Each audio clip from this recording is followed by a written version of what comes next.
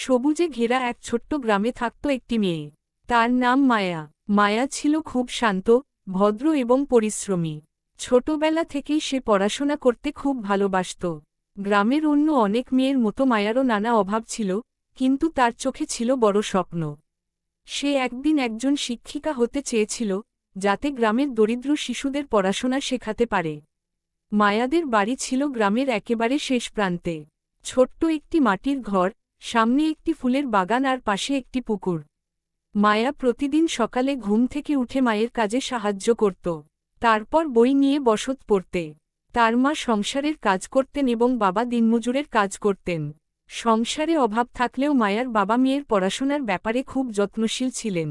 একদিন মায়া বাবাকে বলল, বাবা, আমি বড় হয়ে শিক্ষিকা হতে চাই। আমি গ্রামের সব গরিব ছেলেমেয়েকে পড়াব।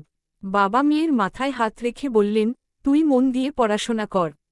জীবনে যত বাধাই আসুক, কখনো হাল ছাড়বি না। তোর স্বপ্ন একদিন অবশ্যই পূরণ হবে। বাবার কথা মায়ার মনে গভীরভাবে গেঁথে গেল। সে আরও মন দিয়ে পড়াশোনা করতে শুরু করল। কিন্তু হঠাৎ একদিন তাদের জীবনে বড় বিপদ নেমে এল। মায়ার বাবা কাজ করতে গিয়ে অসুস্থ হয়ে পড়লেন। কয়েকদিন কাজ করতে না পারায় সংসারে অভাব আরও বেড়ে গেল। মায়ার মা একা সংসার চালাতে হিমশিম খেতে লাগলেন। মায়া বুঝতে পারল, এই সময়ে তাকে মায়ের পাশে দাঁড়াতে হবে। সেই সকালে স্কুলে যেত, ফিরে এসে মাকে ঘরের কাজে সাহায্য করত। সন্ধ্যায় পড়াশোনা করত। অনেক রাত পর্যন্ত পড়তে পড়তে কখনো কখনো তার চোখে ঘুম নেমে আসত। তবুও সে বই বন্ধ করত না। একদিন মায়া স্কুলে যাওয়ার পথে দেখল, রাস্তার পাশে একটি ছোট মেয়ে বসে কাঁদছে।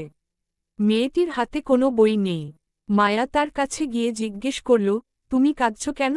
মেয়েটি বলল, আমি পড়তে চাই, কিন্তু আমার বাবা বই কিনে দিতে পারেন না, তাই আমি স্কুলে যেতে পারি না।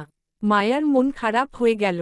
সে নিজের ব্যাগ থেকে একটি পুরনো খাতা বের করে মেয়েটিকে দিল।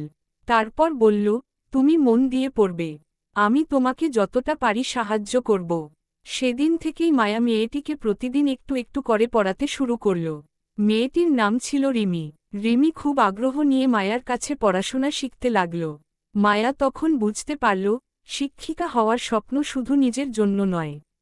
তার মতো অনেক শিশুই আছে, যারা সুযোগের অভাবে পড়াশোনা করতে পারে না।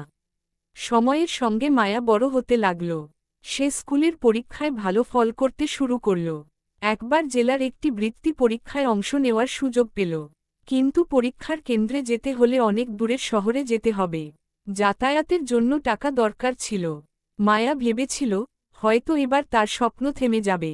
কিন্তু তার বাবা বললেন, টাকার অভাবে স্বপ্ন থেমে যায় না, তুই পরীক্ষা দিতে যাবি। বাবা অনেক কষ্ট করে কিছু টাকা জোগাড় করলেন।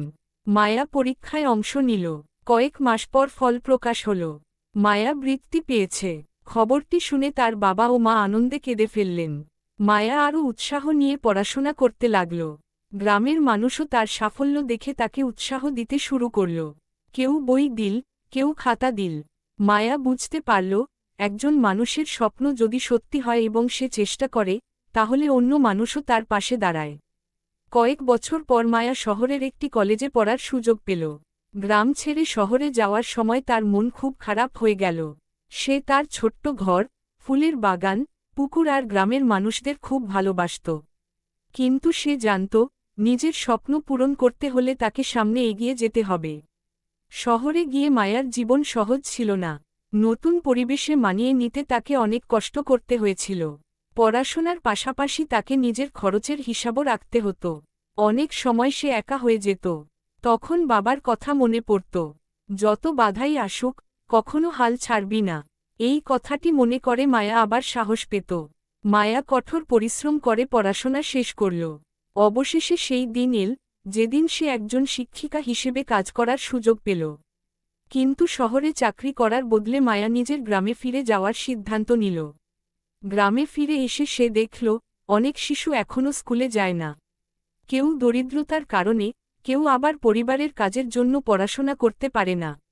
মায়া গ্রামের মানুষের সঙ্গে কথা বলল। তারপর নিজের বাড়ির পাশে একটি ছোট ঘরে বিনা খরচে শিশুদের পড়ানো শুরু করল। প্রথম দিন মাত্র ৫ জন শিশু এসেছিল। তাদের মধ্যে রিমিও ছিল। রিমি তখন অনেক বড় হয়েছে। মায়াকে দেখে সে আনন্দে বলল, আপু, তুমি তোমার স্বপ্ন সত্যি করেছ। মায়া হেসে বলল, এটা শুধু আমার স্বপ্ন নয় রিমি, এটা আমাদের সবার স্বপ্ন। দিনের পর দিন মায়ার ছোট্ট স্কুলে ছাত্রছাত্রীর সংখ্যা বাড়তে লাগল।